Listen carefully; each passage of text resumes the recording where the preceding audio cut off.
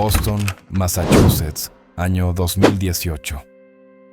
En la sala de un tranquilo apartamento en Beacon Hill, el grito de un niño de 4 años en medio de la noche despierta a todo el edificio, rasgando un silencio helado como el hielo. El agua está muy fría, mamá. No puedo respirar. El barco se está hundiendo. Sus padres, Jennifer y Michael Carter, corren hacia la habitación de su hijo. Pero con cada paso que dan, lo que están a punto de escuchar les erizará la piel aún más, hasta el último centímetro de su cuerpo. Su hijo Liam acaba de pronunciar palabras que ningún niño de su edad debería conocer jamás. Y lo que revelarán en los próximos meses sacudirá desde sus cimientos todo lo que el mundo cree saber sobre el naufragio más famoso de la historia. Liam Carter tiene 4 años, ojos de un azul intenso y una obsesión que comenzó mucho antes de que pudiera expresarla con palabras. Desde los 18 meses, el pequeño huía de cualquier actividad relacionada con agua como si hubiera visto un monstruo.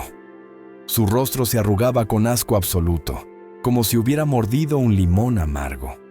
Bañarse era para él como enfrentar la muerte misma. Gritaba preso de un terror absoluto. Eran batallas épicas donde luchaba por su vida. Las piscinas lo dejaban completamente paralizado, congelado en el terror. Ver el océano, incluso en fotografías, lo hacía llorar descontroladamente, sin poder parar. Jennifer, psicóloga infantil con 12 años de experiencia, inicialmente lo atribuyó a algún trauma del nacimiento o una fobia común en niños pequeños. Pero lo que sucedía cada noche iba mucho más allá de una simple fobia. Era algo completamente diferente. Las pesadillas comenzaron exactamente el día que Liam cumplió 3 años. Siempre la misma. Un barco enorme hundiéndose en agua negra como petróleo. Gritos, oscuridad, frío que quema.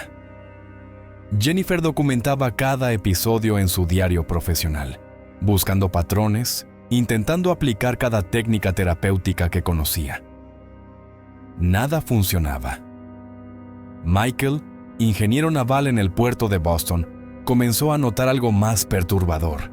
Liam dibujaba barcos constantemente, pero no barcos de juguete o caricaturas. Dibujaba estructuras técnicas con una precisión que helaba la sangre. Chimeneas en posiciones específicas, cubiertas numeradas, botes salvavidas que parecían seguir algún tipo de orden. Una tarde de octubre, mientras Jennifer preparaba la cena, Liam entró a la cocina arrastrando su libro de dibujos. «Mamá, necesito contarte sobre Thomas». Su voz sonaba diferente, más madura, como si algo antiguo estuviera hablando a través de sus cuerdas vocales infantiles. Jennifer se secó las manos y se sentó a su altura, aplicando la técnica de escucha activa que enseñaba en la universidad. «¿Quién es Thomas, cariño?» El niño la miró con esos ojos azules que ahora parecían contener océanos enteros de tristeza. «Yo soy Thomas. Tenía 32 años cuando el barco se hundió. Trabajaba en la sala de máquinas. No pude salir a tiempo». El corazón de Jennifer latió con tanta fuerza que pensó que Liam podría escucharlo. Durante los siguientes 20 minutos, su hijo de 4 años describió con detalles técnicos imposibles cómo era trabajar en las calderas del Titanic. Hablaba de temperaturas, de presión del vapor, de compañeros con nombres completos, de turnos de trabajo que comenzaban a las 4 de la madrugada. Mencionó al ingeniero jefe, un hombre llamado Joseph Bell, que según Liam había muerto heroicamente manteniendo las bombas funcionando para dar más tiempo a los pasajeros. Jennifer grabó todo en su teléfono, sus manos temblando tanto que apenas podía sostenerlo. Esa noche, después de que Liam finalmente se durmió, Jennifer y Michael se quedaron despiertos hasta las 3 de la madrugada investigando en Internet. Cada detalle que su hijo había mencionado era verificable. Joseph Bell había sido realmente el ingeniero jefe del Titanic. Los turnos en la sala de máquinas comenzaban exactamente a las 4 de la mañana. La descripción técnica de las calderas coincidía perfectamente con los planos originales del barco. Pero había algo más. algo que los hizo mirarse con una mezcla de terror y asombro. Liam había mencionado el nombre completo de su compañero de trabajo, Thomas Andrews Jr. No, el arquitecto del barco, sino un fogonero de tercera clase llamado Thomas Ryan, de 32 años, cuyo cuerpo nunca fue recuperado. A la mañana siguiente, Jennifer tomó la decisión que cambiaría todo. Llamó al Dr. Marcus Wellington, el historiador naval más respetado de la costa este, especializado en el Titanic. Wellington había dedicado 40 años de su vida a documentar cada aspecto del naufragio, entrevistando a descendientes de sobrevivientes, recopilando cartas nunca publicadas, investigando en archivos de 3 continentes. Cuando escuchó la grabación que Jennifer le envió, el anciano historiador sintió cómo se le erizaba la piel. Necesito conocer a ese niño. Hay cosas en esa grabación que ni siquiera están en los archivos públicos. 3 días después, el Dr. Wellington llegó al apartamento de los Carter, con 2 maletas llenas de documentos, fotografías y planos originales del Titanic. Liam estaba jugando con bloques en la sala cuando el anciano entró. El niño levantó la vista y se quedó paralizado. «Usted tiene fotos del barco», dijo simplemente, como si pudiera ver a través del cuero de las maletas. Wellington se sentó en el suelo, a la altura del niño, y desplegó un plano original de la sala de máquinas del Titanic, uno que nunca había sido publicado en libros o internet, uno que él había encontrado en los archivos de Harland & Wolff en Belfast, solo 2 meses antes. «Liam, ¿puedes mostrarme dónde trabajabas?». El niño no dudó ni un segundo. Su pequeño dedo se posó exactamente en la sección de las calderas número 5 y 6, en el lado de estribor. «Aquí. Trabajaba aquí con Daniel y con Patrick». Wellington sintió que el aire abandonaba sus pulmones. Esas calderas específicas estaban documentadas en los registros de tripulación que él había estudiado durante décadas. Y efectivamente, había 2 fogoneros asignados a esa sección: Daniel Buckley y Patrick Dillon. Ambos habían sobrevivido y dado testimonios detallados.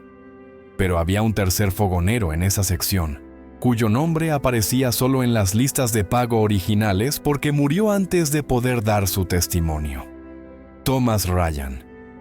Durante las siguientes 4 horas, el Dr. Wellington realizó lo que llamó un interrogatorio histórico. Le mostró a Liam fotografías mezcladas, algunas del Titanic, otras de barcos similares de la época. El niño identificó correctamente cada imagen del Titanic, con una precisión del 100%.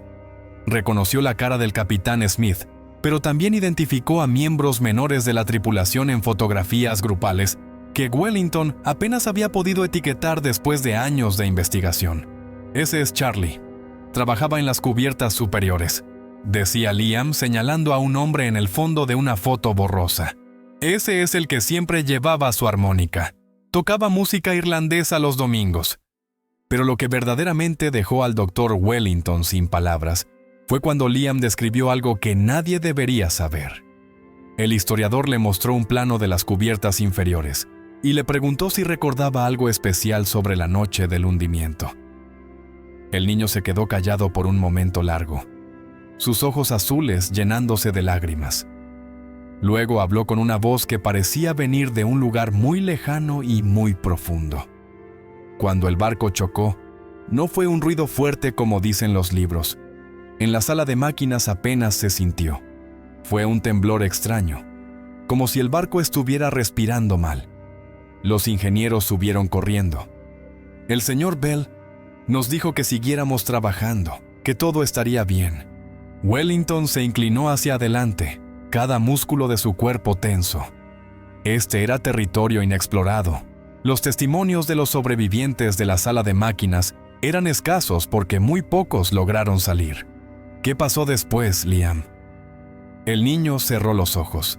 El agua comenzó a entrar por las compuertas inferiores, no como una ola, sino como un río negro que subía y subía. Intentamos cerrar las válvulas, pero eran muy pesadas. Daniel gritó que subiéramos, que el barco se estaba hundiendo de verdad.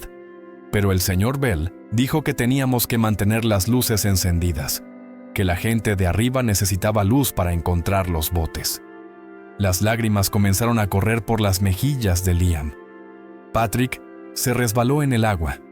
Se golpeó la cabeza con una tubería. Daniel y yo intentamos cargarlo, pero el agua ya nos llegaba al pecho. Hacía tanto frío que no podía sentir mis manos. Daniel me empujó hacia la escalera. Me dijo que subiera, que él sacaría a Patrick, pero yo me resbalé, caí de nuevo al agua. Y entonces todo se puso oscuro y muy, muy frío. El doctor Wellington tenía lágrimas corriendo por su rostro curtido. En 40 años de investigación, nunca había escuchado un testimonio tan visceral, tan lleno de detalles, que solo alguien que estuvo allí podría conocer. Pero lo que vino después desafió incluso los límites de su mente científica. Wellington le mostró a Liam una fotografía que había guardado hasta el final. Era una imagen familiar grupal tomada en 1910, 2 años antes del hundimiento del Titanic. En ella aparecían un hombre, una mujer y 3 niños pequeños. ¿Reconoces a alguien aquí, Liam? El niño miró la fotografía y su cuerpo entero comenzó a temblar. Esa es Margaret, mi Margaret, y esos son mis hijos. Thomas Jr. tenía 6 años, Mary tenía 4, y el bebé, ese es William. Acababa de cumplir 1 año cuando me fui en el barco. Jennifer dejó escapar un sollozo. Su hijo de 4 años acababa de identificar a la familia de Thomas Ryan.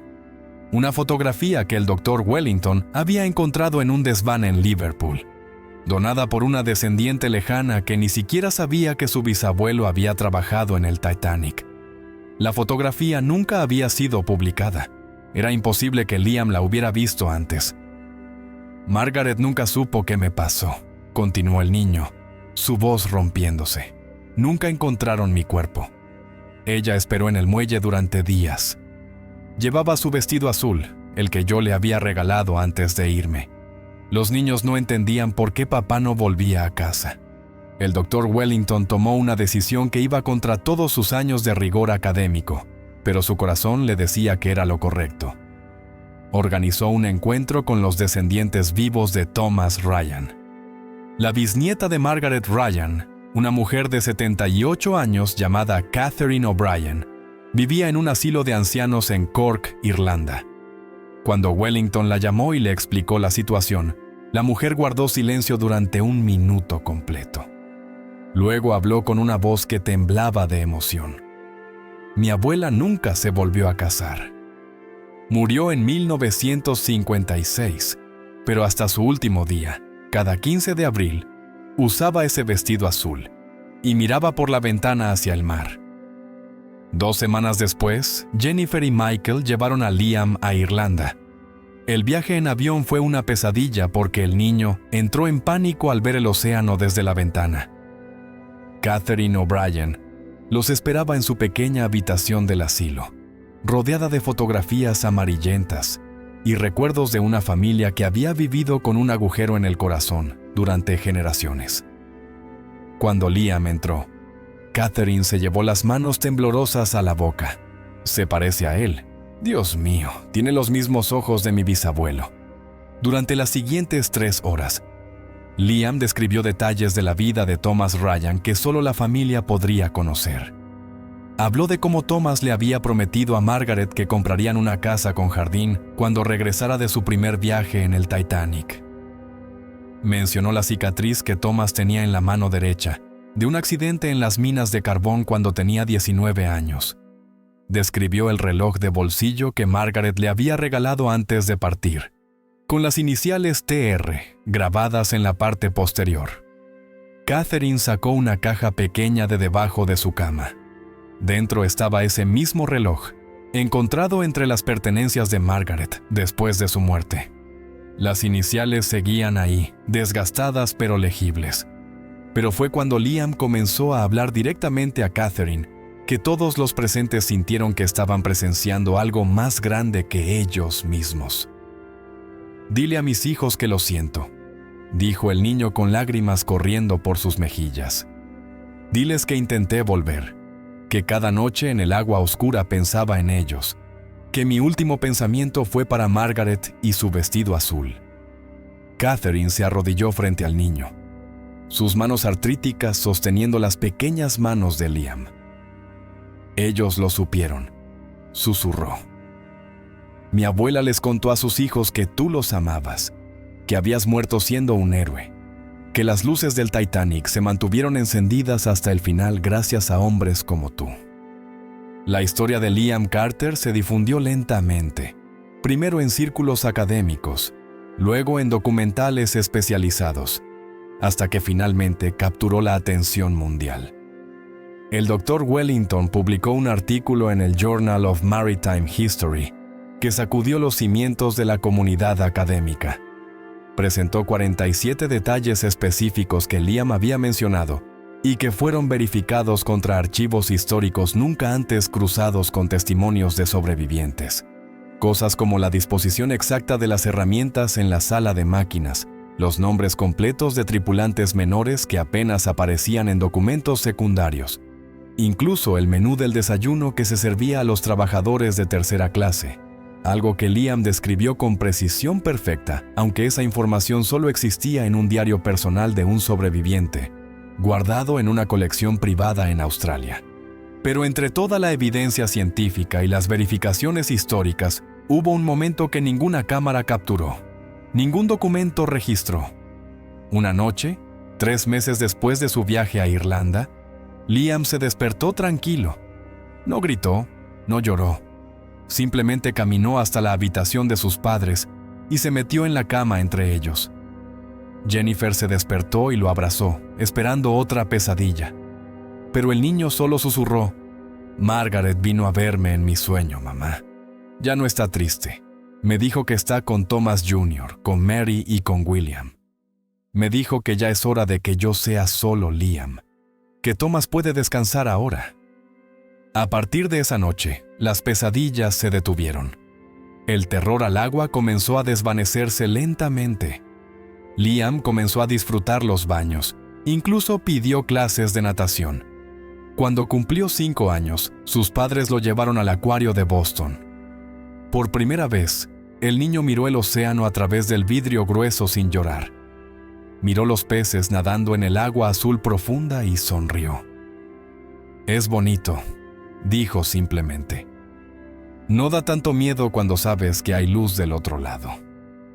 El Dr. Wellington continuó su investigación, pero algo en él había cambiado. En su última conferencia antes de retirarse, frente a una audiencia de 500 académicos en Oxford, cerró su presentación con palabras que muchos consideraron impropias para un científico, pero que él sintió eran la única verdad que importaba. He dedicado 40 años a estudiar el Titanic. He leído miles de documentos. He entrevistado a descendientes. He buceado hasta los restos del barco. Pero fue un niño de 4 años quien me enseñó que algunos recuerdos trascienden el tiempo, que el amor es más fuerte que la muerte, y que las historias de aquellos que se hundieron en esas aguas heladas merecen ser contadas, no como estadísticas o datos históricos, sino como lo que realmente fueron. Personas con familias, con sueños, con últimos pensamientos llenos de amor.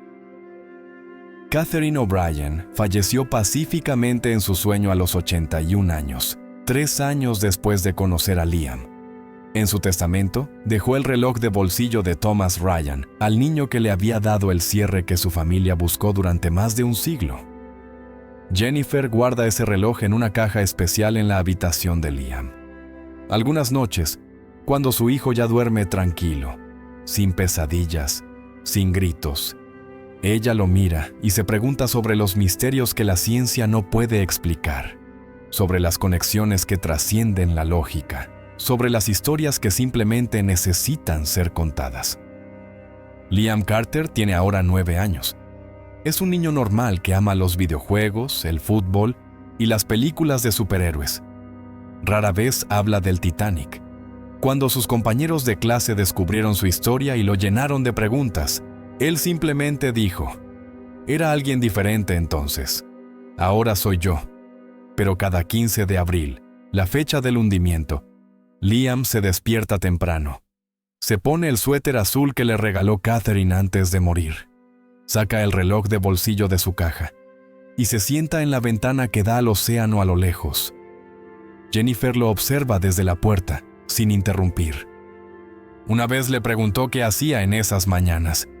Liam la miró con esos ojos azules que ya no cargaban el peso de un océano, sino la luz de quien ha encontrado paz. Solo recuerdo a las personas que no pudieron salir, mamá. Los que mantuvieron las luces encendidas. Los que eligieron ayudar a otros cuando podían haber intentado salvarse. Thomas era uno de ellos. Y aunque yo ya no soy él, creo que está bien recordar que existió, que amó, que importó. En los archivos del Dr. Wellington, ahora donados a la Sociedad Histórica del Titanic, existe una nota escrita a mano en su último día de investigación. Dice simplemente: en 40 años buscando respuestas sobre el Titanic, un niño me dio la única que realmente importaba. No es cómo se hundió el barco, ni cuántos murieron, ni los errores que se cometieron. La verdadera historia del Titanic vive en los corazones que se rompieron, en las familias que esperaron, en el amor que sobrevivió incluso cuando los cuerpos no lo hicieron. Y a veces, solo a veces, ese amor encuentra una forma de hablar, de nuevo, de cerrar círculos que quedaron abiertos en agua helada hace más de un siglo. Hay 1,517 personas que murieron cuando el Titanic se hundió en esa noche de abril de 1912. Cada una con un nombre, una historia, una familia que los lloró. La historia de Thomas Ryan es solo una de ellas, pero gracias a un niño de 4 años que no podía explicar por qué sabía lo que sabía, ahora esa historia ha sido contada. Y en algún lugar, quizás en el mismo lugar donde las almas encuentran descanso, Margaret Ryan finalmente dejó de mirar por la ventana esperando que su esposo volviera a casa. Porque la verdad más profunda sobre el Titanic no es el barco que se hundió, sino las vidas que tocó. Y algunas de esas vidas, al parecer, se niegan a ser olvidadas. Necesitan que sus historias sean escuchadas, sus sacrificios reconocidos, su amor recordado. Y cuando el mundo está listo para escuchar, encuentran una voz. A veces en los documentos de un historiador dedicado, a veces en los recuerdos de una bisnieta anciana, y a veces en las pesadillas de un niño de 4 años que despierta gritando sobre agua fría y luces que se apagan en la oscuridad. Si alguna vez has sentido una conexión inexplicable con un lugar que nunca visitaste, con una época que nunca viviste, quizás entiendas lo que Liam experimentó. Tal vez tú también has tenido sueños tan reales que parecían recuerdos. Y si es así, no estás solo. La historia del Titanic no terminó en 1912. Continúa en cada persona que se detiene a escuchar las voces que el océano no pudo silenciar. Y mientras haya quien recuerde, mientras haya quien honre sus nombres, aquellos que se hundieron en esas aguas heladas nunca estarán verdaderamente perdidos. Están aquí, en las historias que contamos, en los misterios que no podemos explicar, en los momentos donde lo imposible se vuelve real, y un niño pequeño lleva el peso de una vida que no era suya, pero que necesitaba ser recordada. Piensa en esto por un momento. 1,517 personas desaparecieron esa noche. 1,517 historias que se hundieron en la oscuridad. Y durante más de un siglo, la mayoría de esos nombres han sido solo eso. Nombres en una lista.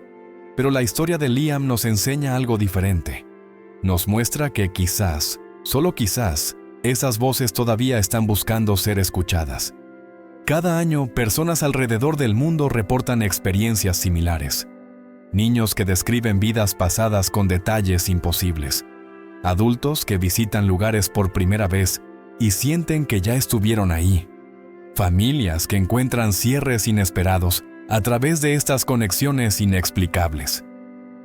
El Dr. Wellington documentó 23 casos solo relacionados con el Titanic. 23 niños en diferentes países que nunca se conocieron entre sí, describiendo el mismo barco, la misma noche, el mismo terror helado. Algunos recordaban ser pasajeros de primera clase. Otros, como Liam, recordaban trabajar en las entrañas del barco, cada uno con detalles específicos que los historiadores tardaban meses en verificar. Y eso te hace preguntarte, ¿por qué? ¿Por qué estos recuerdos resurgen? ¿Por qué precisamente en niños que apenas están aprendiendo a formar oraciones completas? Hay teorías, por supuesto.